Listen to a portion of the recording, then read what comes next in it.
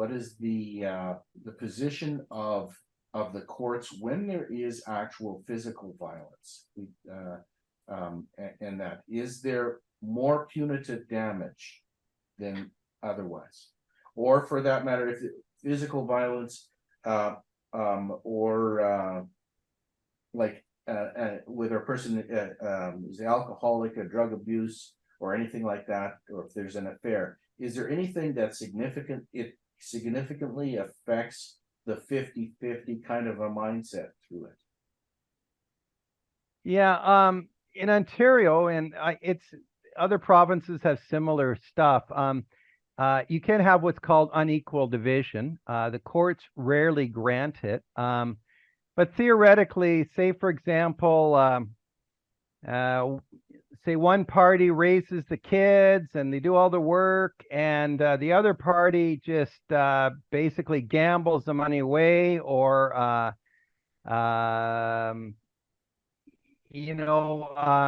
then there is the possibility anyway of asking for that, but those are rarely granted.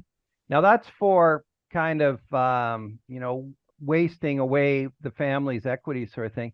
But when it comes to abuse, I did a case when I did this case back in 2011. Prior to that time, when I was researching it, I represented the wife, and she was physically abused by her husband, and very badly, starting from the night of the wedding sort of thing. And earlier cases in the 2000s were giving general damages awards like $10,000 or $5,000 for physical, and it was nothing. In our case, we were looking at something much more substantial, and that's where the awards are now. They're now up, around the $100,000 range, like for stuff that's horrific, and stuff that it's if you can document it, you've got the evidence for it, the judges will definitely listen to it now. So I see. Okay. Well, that's good. I remember this was probably back in the 60s and 70s or so, or at least on television, it came across that if somebody had an affair, it created almost a tsunami against them. Is that still the case? No, not at all. And as a matter of fact, if you're a lawyer and you want to get into or mentioning affairs or mentioning other relationships or even mentioning the other side's a prostitute and things like this, you better be very careful, because you're going to get your head ripped off. Like, it's got to be relevant. Canada's a no-fault jurisdiction. So what you say your head ripped off by the other lawyer or the judge? The judge. Oh, really? Yeah. My goodness. Okay. So basically that doesn't help anything, putting only if you can tie it into how it affects the children, or a wanton wasting of family resources sort of thing.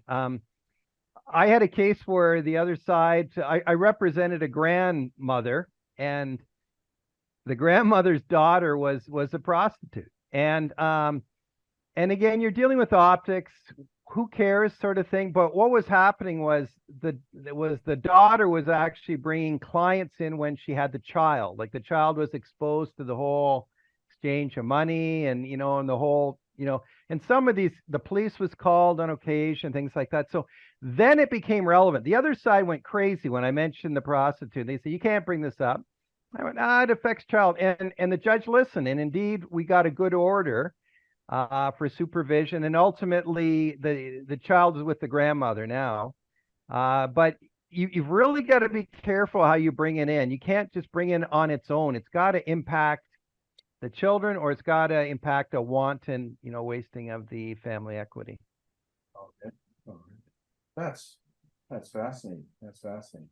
One thing, and it's rare, but it does happen, especially in the trucking industry, because we deal primarily great deal with long distance trucking.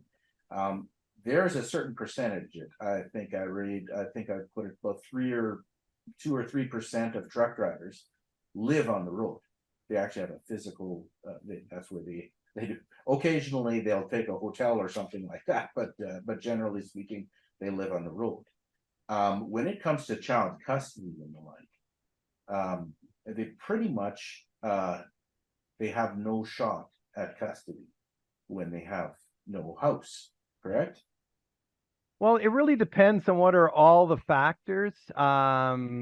You know, what happens if the mother's got an alcoholism program? Like, it really comes down to what's called a plan of care. Like, say the trucker can say, look, my mom lives there. She's retired. She's a former nurse.